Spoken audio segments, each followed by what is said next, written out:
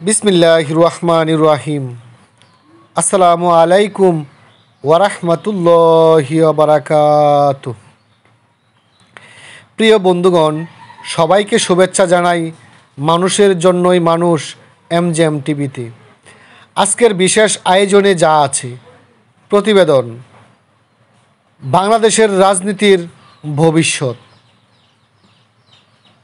পরিবেশনা করছি আমি মোহাম্মদ আসাদুল্লাহ ফকির। প্রিয় বন্ধুগণ, বাংলাদেশের রাজনীতির ভবিষ্যৎ 60টি গুরুত্বপূর্ণ দিক আজকের আমরা এই ভিডিওতে আলোচনা করব। সকলে ধৈর্য সহকারে ভিডিওটি শেষ পর্যন্ত দেখে আপনার মূল্যবান একটি মন্তব্য করে যাবেন। প্রথমেই রাজনৈতিক পালাবদলের সম্ভাবনা। দেশে দীর্ঘদিন ধরে একচেটিয়া রাজনৈতিক আধিপত্য চলতে, তবে জনমানসে পরিবর্তনের আকাঙ্ক্ষা বাড়াচ্ছে। যদি জনগণ প্রকৃত ভোটাধিকার পায়, তাহলে ভবিষ্যতে নতুন নেতৃত্ব উঠে আসতে পারে।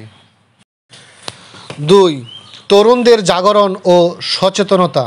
বর্তমান তরুণ প্রজন্ম আগের চেয়ে অনেক বেশি সচেতন, ডিজিটাল সক্রিয় এবং প্রশ্ন করতে জানে। তারা দুর্নীতিমুক্ত, ন্যায়ভিত্তিক ও গণতান্ত্রিক পরিবেশ চায়। ভবিষ্যতের রাজনীতি তরুণদের হাতেই গড়ে উঠতে পারে, যদি তারা সংগঠিত ও ইতিবাচক পথে সক্রিয় হয়। কিন্তু বর্তমান পরিস্থিতিতে আমরা যে তরুণরাকে দেখতে পাচ্ছি, তারা সবাই বিভিন্ন দুর্নীতিতে সংযুক্ত। তারা নিজেদের পেট গুছাতে, নিজেদের পকেট ভারী করতে রাজনীতিকে ব্যবসা হিসাবে মনোনয়ন করেছে, নিয়ন্ত্রণ করে চলছে। রাজনীতির তারা ধারাবাহক হিসাবে চলছে, কিন্তু আসলেই তারা রাজনীতি করে না। মানুষকে শোষণ, মব জাস্টিস, নিজেকে বড় চেয়ারে আদিষ্ট দেখতে চায়। ওই সকল তরুণদের থেকে দেশ রক্ষা করতে হবে। সুশীল, জ্ঞানী, মেধাবী তরুণরা অবশ্যই রাজনীতিতে এগিয়ে আসতে হবে। 3. রাজনীতির ধর্ম ব্যবসা থেকে বিচ্যুতি। ধর্মকে ব্যবহার করে ক্ষমতার রাজনীতি ভবিষ্যতে জনপ্রিয়তা হারাতে পারে। মানুষ এখন বুঝতে শিখেছে কে আল্লাহর নামে রাজনীতি করছে আর কে সত্যিকারের ঈমান ও নীতির ভিত্তিতে পথ দেখাচ্ছে। আমাদের বর্তমান প্রেক্ষাপটে আমরা দেখতে পাচ্ছি বাংলাদেশের বিভিন্ন রাজনৈতিক দল যারা ধর্মীয় লেবেল ব্যবহার করছে, কিন্তু যদি তাদের প্রত্যেকের মত, আদর্শ এবং উদ্দেশ্য এক থাকতো, তারা নিশ্চয়ই একটি প্ল্যাটফর্মে এসে একটি খেলাফতি রাজনীতি কায়েম করার চেষ্টা করত। কিন্তু না, প্রত্যেকের মত ভিন্ন, প্রত্যেকে আলাদা আলাদা করে মাঠ গুছাচ্ছে, আলাদা আলাদা করে রাজনীতি করছে। তাহলে কি প্রতিটি দলের যে উদ্দেশ্য, যে আদর্শ, প্রত্যেকটি কি ধর্মভিত্তিক? এটা অবশ্যই সাধারণ মানুষের জানতে বড় ইচ্ছুক। 4. সেনা হস্তক্ষেপ ও রাজনৈতিক ভারসাম্য। যদি রাজনৈতিক দলগুলো বারবার ব্যর্থ হয়, তাহলে সেনাবাহিনীর প্রত্যক্ষ বা পরোক্ষ হস্তক্ষেপের সম্ভাবনা উড়িয়ে দেওয়া যায় না। এতে গণতন্ত্র আরও দুর্বল হতে পারে। বাংলাদেশ সেনাবাহিনী যখন সাবেক প্রধানমন্ত্রী শেখ হাসিনা পতনের পর বাংলাদেশ সেনাবাহিনী প্রধান মেজর জেনারেল ওয়াকার ক্ষমতা নেন হাতে এবং তিনি প্রতিজ্ঞা করেন সকলের সাথে বৈঠক করে পরামর্শ করে একটি অন্তর্বর্তীকালীন সরকারের হাতে তিনি ক্ষমতা অর্পণ করবেন। ঠিক তিনি যে কথা জনগণের উদ্দেশ্যে বলেছিলেন, সেই কথাই তিনি রেখেছেন। রাখার পরে যে অন্তর্বর্তীকালীন সরকার গঠিত হয়, সেই অন্তর্বর্তীকালীন সরকারের আমলে বিগত স্বৈরাচারের আমলের চেয়ে এ আমলে স্বৈরাচার, মব, অনিয়ম, দুর্নীতি, চাঁদাবাজি কম হচ্ছে না। কিন্তু এই মুহূর্তে আমাদের দেশের সেনাবাহিনীর কী করণীয়, যারা উপরস্থ কর্মকর্তা আছেন এবং রাজনৈতিক মহলে বিজ্ঞ রাজনীতিবিদ আছেন, তারা অবশ্যই জানেন বা অবগত আছেন।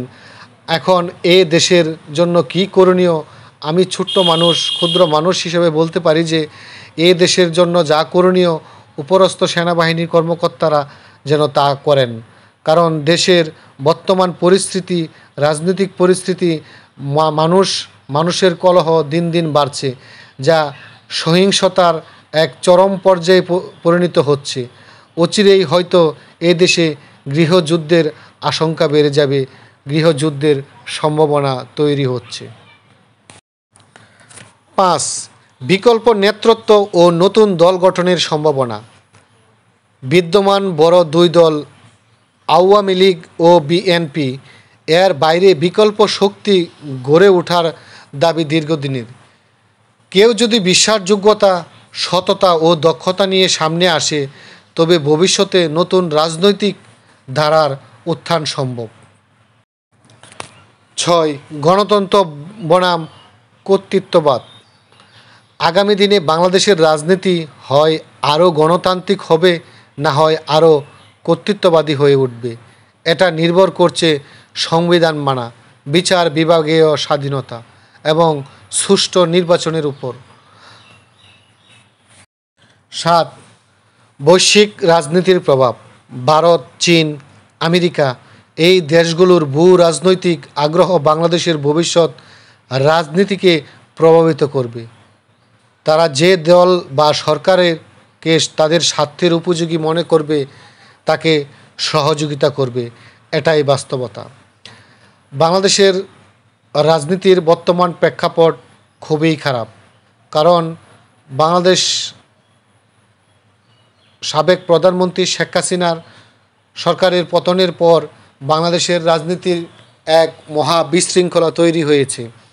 কে কার আগে মাঠ গুছাবে, কে কার আগে ক্ষমতায় যাবে, কে কিভাবে নিজের প্রচারণা চালিয়ে যাবে, তাই নিয়ে ব্যস্ত। প্রত্যেকটি সেক্টর, প্রত্যেকটি মাঠে ঘাটে বাংলাদেশের প্রত্যেকটি বর্তমান রাজনৈতিক দলগুলো ছড়িয়ে ছিটিয়ে পড়ছে এবং নানা ধরনের মব, অনিয়ম, বিশৃঙ্খলা দেখা যাচ্ছে, যেগুলোর জন্য সাধারণ মানুষের হয়রানি, সাধারণ মানুষের আর্তনাদ দিন দিনেই বেড়ে যাচ্ছে। জানি না এ পরিস্থিতি কখন শেষ হয়, কখন বাংলাদেশে, যেহেতু একটি গণতান্ত্রিক দেশ, সে দেশে সত্যিকারের গণতন্ত্র, সুশাসন কখন ফিরে আসবে, তা আসলে একটি কল্পনা বা একটি স্বপ্ন এখন সাধারণ মানুষের বুকে লালন করছে। প্রিয় বন্ধুগণ, বাংলাদেশের রাজনীতির ভবিষ্যৎ 7টি গুরুত্বপূর্ণ দিক আপনাদের সামনে উপস্থাপন করা হলো। এ বিষয়ে আপনার কি মন্তব্য অবশ্যই নিচে কমেন্টস করে যাবেন। সকলে ভালো থাকুন, সুস্থ থাকুন। আল্লাহ হাফেজ। আসসালামু আলাইকুম ওয়া রাহমাতুল্লাহি ওয়া বারাকাতুহু।